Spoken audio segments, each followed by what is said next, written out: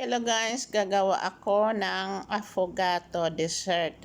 Ngayon, magtunaw muna ako ng 2 kutsaritang kape at lagyan natin ng mainit na tubig at halo-haloin hanggang sa matunaw. Pagkatapos niyan ay itabi natin at palamig-lamigin ng kaunti. Ngayon, ready na yung aking tasa. Malaki ang ginamit ko guys kasi para satisfied ako. Kasi noong nag-dessert ako sa restaurant ay kaunti lang. Maliit kasi yung tasa. Kaya hindi ako solve. Ngayon, gagamit ako ng malaking tasa.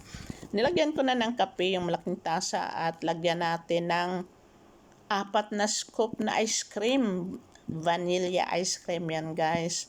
Para talagang masolve ang ating hinahanap. Solve na solve.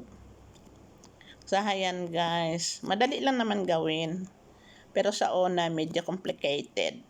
At nilagyan ko siya ng Nutella biscuit para mayroon namang dekorasyon. Maganda naman kung mayroong kaunting makeup at nilagyan ko sa taas ng kaunting kape para maging maganda ang kulay. 'Di ba? Maganda. O kaya kung marunong ka, madali ka lang gumawa.